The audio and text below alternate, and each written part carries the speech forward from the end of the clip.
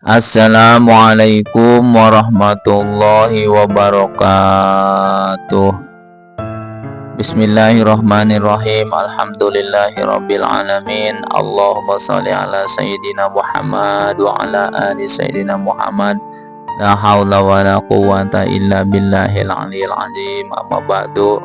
Alhamdulillah, kita bersyukur kepada Allah dengan sebenar-benarnya bersyukur karena sampai dengan saat ini kita masih diberikan kemampuan, kekuatan oleh Allah untuk menjalankan ketaatan dan ibadah. Mudah-mudahan Allah selalu mencurahkan rahmat dan kasih sayangnya, taufik dan hidayahnya, maghfirahnya dan ridhonya kepada kita semua.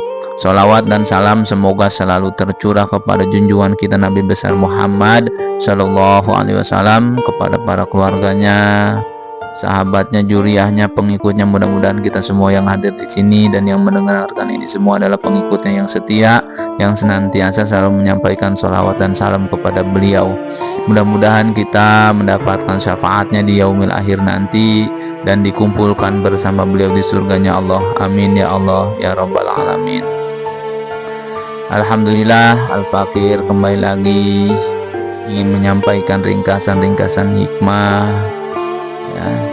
Tapi sebelumnya Al-Fakir mohon izin, mohon ridho, mohon maaf kepada para tuan guru semuanya, kepada sahabat-sahabat semuanya ya, atas apa yang disampaikan ini ya. Baik, Al-Fakir pada kesempatan kali ini ingin menyampaikan ringkasan hikmah yang ke-36, yaitu tentang basiroh ya.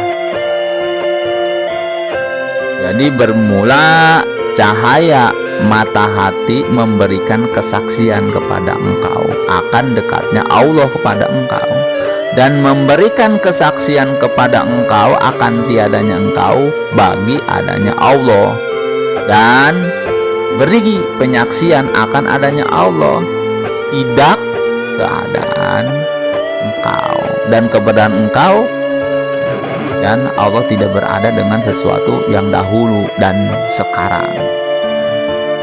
Jadi ringkasan hikmah ini membicarakan tentang basiro. Jadi Tuan saya Ibnu Athaillah As-Sakandari ini, kata beliau, basiroh itu artinya mata hati. Jadi ada beberapa mata hati pada diri manusia itu, dan ada tiga yang baik ya. Yang pertama yaitu basiro atau mata hati yang mati, yang rusak.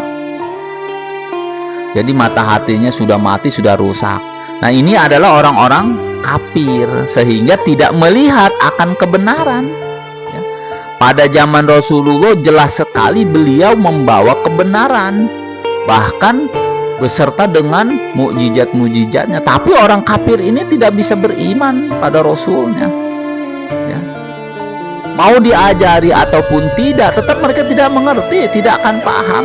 Sama Rasulullah diajarkan cahaya Rasul itu cahaya yang sangat besar ya. Nabi terakhir, nabi yang sempurna, yang hebat. Nabi kita itu mukjizatnya hebat, tapi tetap aja orang kafir sudah bertemu dengan beliau, sudah diajari ya, tapi mereka tetap tidak paham, tidak mengerti, tetap kafir ya. Ini basirohnya atau mata hati yang rusak, yang mati nih. Jangan sampai kita seperti itu. Kita mah bukan Rasul, bukan para nabi lagi, kita mah ya wali-wali atau Rasul dan Nabi aja tidak paham, tidak mengerti, apalagi zaman sekarang nggak ada Nabi, nggak ada Rasul, cuman ada para ulama. Kalau mati hati kita, mata hatinya, waduh, luar biasa.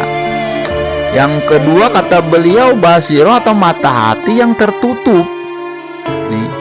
Mata hatinya baik sih sebenarnya, tapi tertutup ya. Tertutup itu bisa terdinding, bisa terhijab, tertutup itu ya. Ini adalah orang-orang awam dari kalangan kaum muslimin, orang-orang Islam nih. Orang Islam tapi awam ya, karena terhijab, terdinding, ya tertutup ya. Caranya harus cari guru Cari orang-orang yang bisa membuka hijabnya itu, ya. Cari guru pembimbing, ya. Apalagi kalau sudah hijabnya, ya, tertutupnya, yang menutupinya sudah hitam, kelam, karatan, tebal. Oh, itu harus cari guru mursyid tuh, ya. Ini masih mending nih orang-orang Islam, tapinya nih beda dengan yang pertama tadi, orang-orang yang kafir tuh yang hatinya mati. Kalau ini masih hatinya mah baik tapi tertutup. Nah, tertutupnya ini apabila udah tebal, hitam, karatan, susah, ya. Hanya orang-orang yang diberikan kemampuan oleh Allah untuk membersihkannya tuh, ya. Yang ketiga yaitu basiro atau mata hati orang-orang salikin nih, orang-orang para muridin nih, hatinya sudah punya cahaya, ya, yang diberikan oleh Allah. Jadi cahayanya sudah ada nih, muridin salikin mah diberikan oleh Allah. Orang ini ingin menjadi salik, jadi meniti jalan, dia ingin berjalan menuju Allah, digiring oleh Allah untuk mencari guru mursyid, ya. Digiring berarti sudah berjalan, salikin muridnya, ya, berjalan dengan bimbingan guru. Kalau sudah dapat guru yang bisa menuntunnya, jadi murid-murid ini harus melalui bimbingan guru, tuntunan guru, diberikan petunjuk agar sampai kepada Allah. Ini mata hatinya orang-orang salikin nih, sudah ada cahayanya, ya. Yang keempat yaitu basiro atau mata hati yang sudah berada di perjalanan, ya, yang sudah merasakan menjadi murid tapi belum sampai nih, tapi sudah cahayanya sudah besar, sudah bisa berjalan sendiri walaupun dituntun lagi. Jadi orang-orang yang sudah merasakan perjalanan, ya.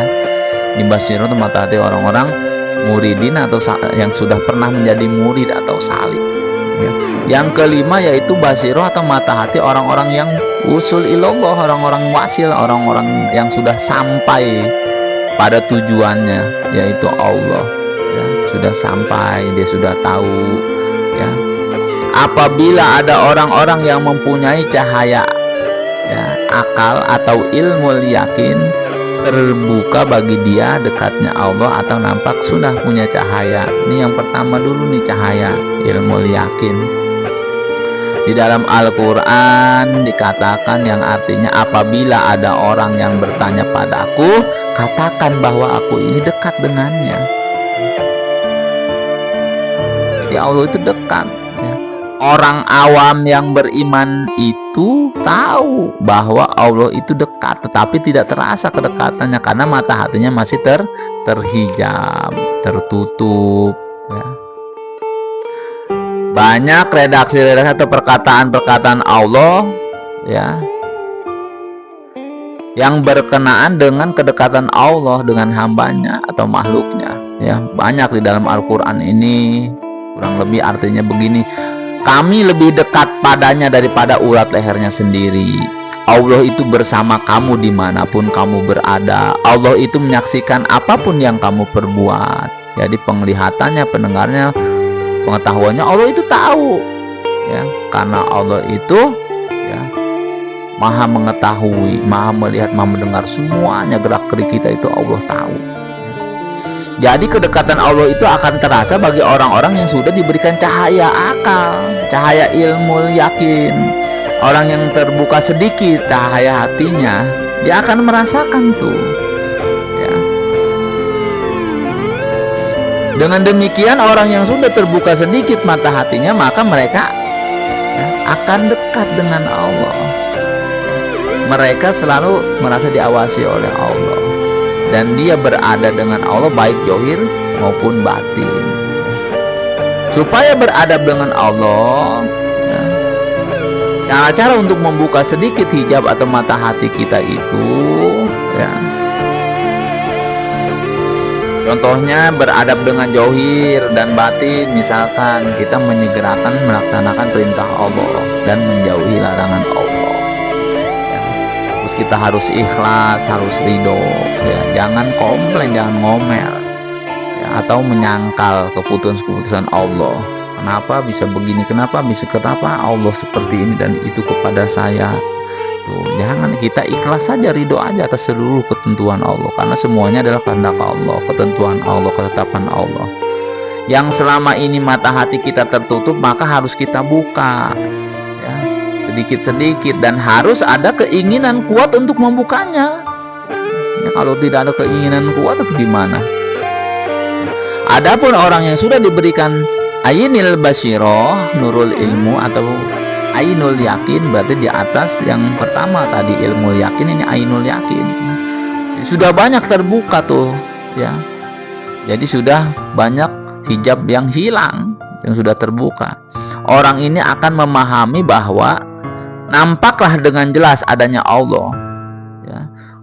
Semua atas Allah saja, tidak ada upaya makhluk. Orang-orang ainul yakin ini, ya. Jadi orang ini menjauhkan kesibukan duniawi, ya. Jadi tidak dikejar-kejar tuh oleh dunia, dia mah tuh. Jadi orang-orang yang ainul yakin ini sudah menjauhkan diri dari kesibukan, tetapi masih menjalankan, ya, kehidupan di dunia, bukan meninggalkan, ya. Apabila tutupan-tutupan ini atau hijab ini sudah banyak terbuka atau hilang, kita akan menjadi orang-orang yang sudah sampai. Ya, di dalam Al-Quran dikatakan, ya, jadi kita tahu tuh Allah yang menciptakan kamu dan Allah yang menciptakan perbuatan-perbuatan kamu. Jadi tidak ada daya upaya, la haula wala quwata illa billah, kita memang tidak ada, semuanya ada Allah.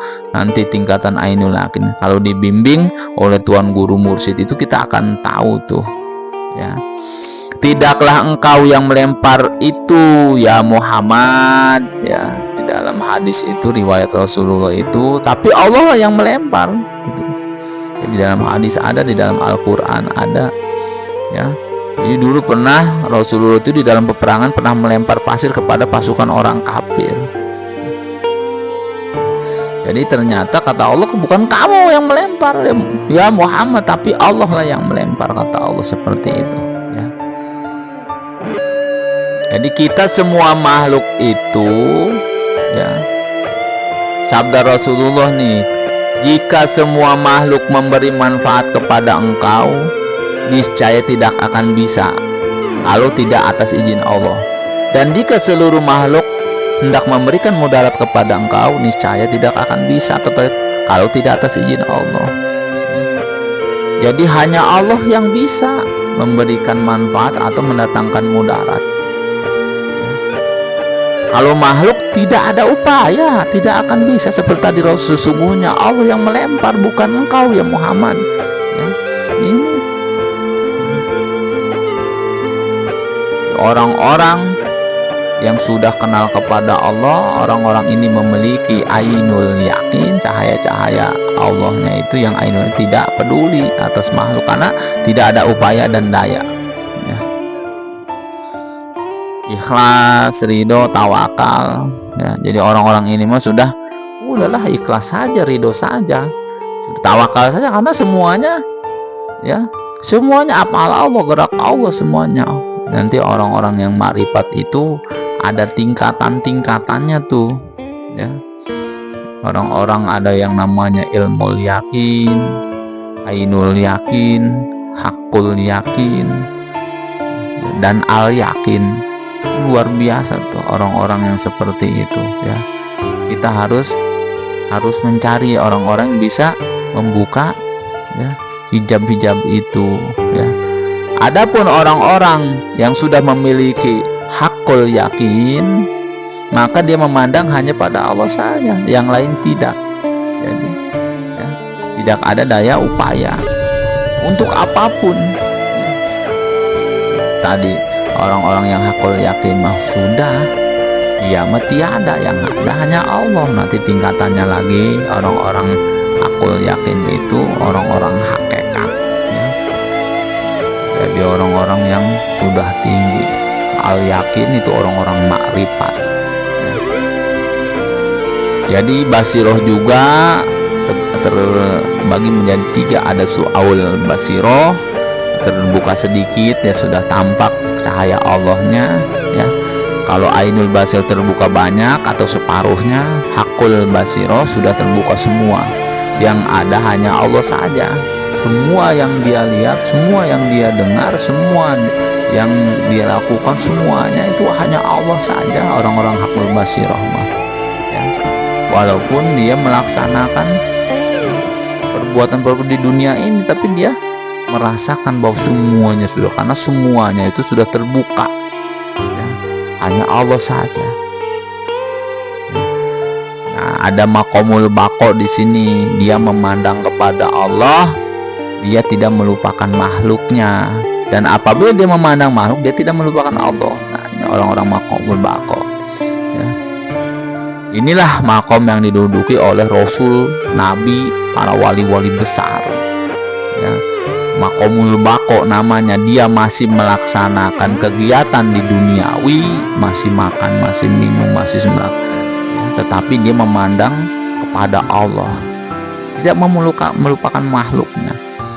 Kalau dia memandang makhluk, dia tidak melupakan Allah. Ini orang-orang yang sangat luar biasa, ya. Para nabi, para rasul, para wali, aulia besar, atau ya orang-orang, ya, warasatul anbiya, pewarisnya para nabi nih.